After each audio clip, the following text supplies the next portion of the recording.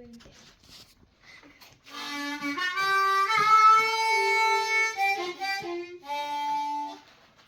Moi kaikki! Täällä on Jessica Sirkka ja tänään keitetään keittobanaani Blues-äijän kanavassa. Ekaksi kuorettiin kuoret. Nyt leikataan.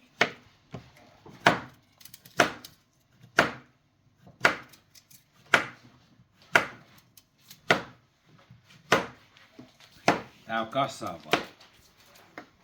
Tää on kans juurikamaa tää. Juurikamaa täytyy olla. Plantain. Tää keittobanaani, se on hyvä. Tuollaisia ohuita sliceja laitetaan, niin se voi laittaa sitten tuossa öljyssä upporasvassa, mutta se on hyvää rasvaa, siitä ei tule niitä vääränlaisia rasvahappoja. Mutta tosiaan tää on afrikkalainen keittiö.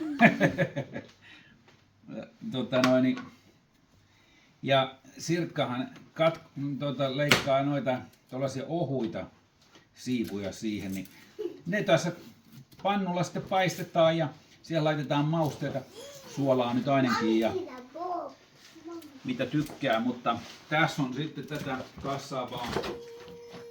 Tänään voi laittaa pikaisesti keittää ehkä suolassa, mutta nämä on tällaisia juurikamaa, mitä Afrikasta saa ja oikein hyvää ja maistuvaa. Toi plantain hook banana, miten se? Joo, no niin. Tässä me laitetaan sitten täältä pannu päälle. Siellä on mulla öljyä. Ja mä laitan siihen myös Himalajan suolaa taas. Mut jos ei ole sitä, niin voi laittaa merisuolaa. Laitetaan toi päälle toi.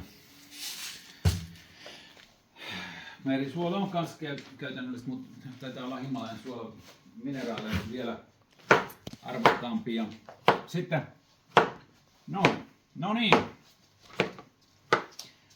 Sitten, ootko tehnyt jo riittävästi niitä, Sirkka? Joo. No niin, nyt me sitten otetaan vaan se tonne. Hyvä Sofia, mitä sulla siellä on? Oo, siellä on muovailuvahaa. No niin, okei. Sä voit laittaa ne sinne pannulle. Otetaan sitten tollanen millä saa sieltä pois niitä. Laita vaan niitä sinne ja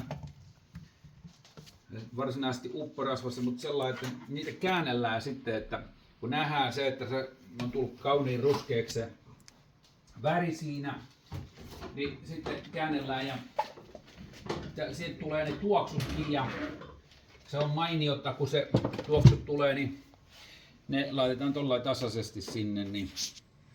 Ja sitten laitetaan vähän päällekin tuossa.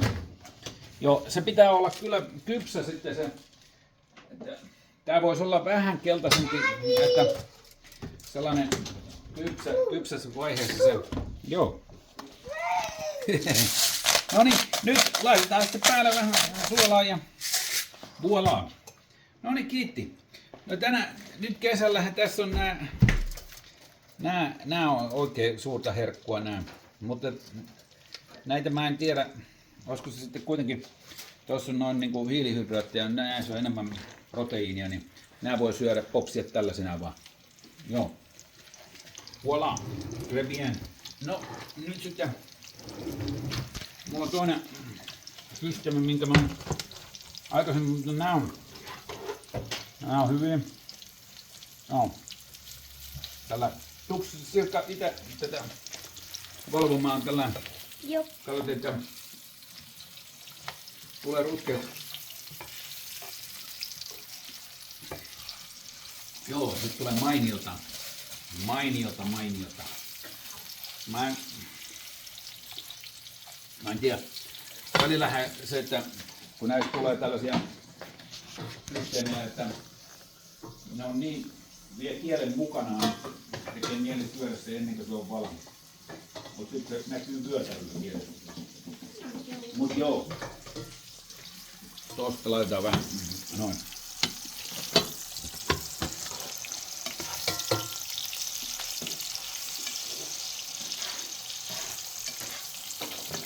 Laitatko nää loput täällä Sirkkaan? Joo. No niin. Mitä sä mieltä oot Sirkka tästä ruoanlaitosta? On kivaa. Se on kivaa. Joo. Se on hyvä. Ja sitten se pitää ollakin kivaa ja...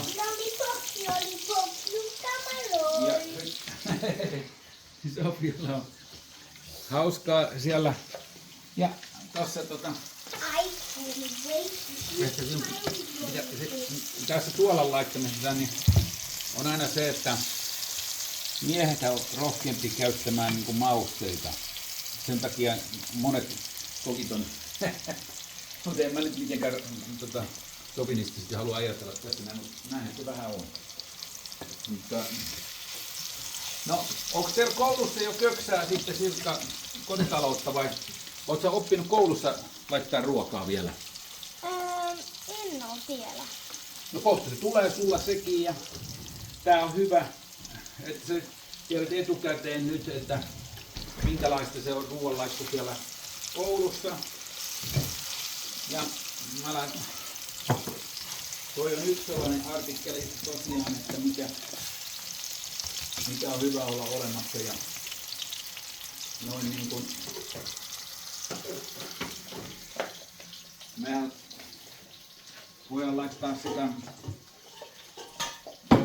basmati-riisin kanssa ja sitten meillä tietysti on näitä erilaisia salaattivaihtoehtoja,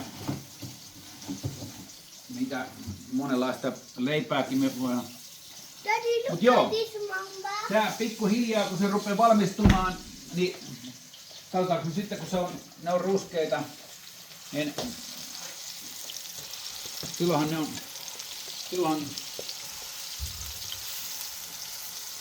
ne voidaan laittaa sitten astiaan, tällaiseen astiaan ja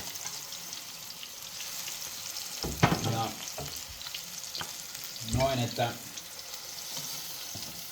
hyvä. Mut olisiko niitä pitänyt vielä vähän, joo okei, mutta katsotaan sitten, että miltä ne maistuu.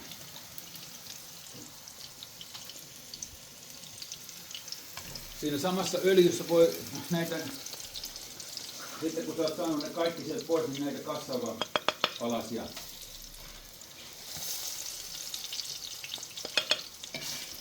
Laittaa sinne, että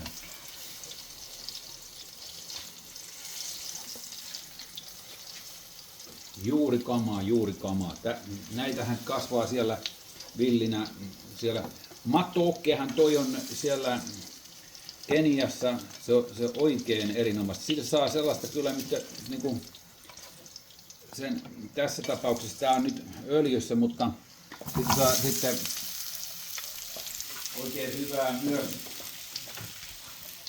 kun tekee sellaisen niinku soossin tavallaan. Joo, se on noin. Ja oho, siinä tuli yksi tollainen kuorellinen. Otetaan se pois tuosta. Joo. Noin. Ja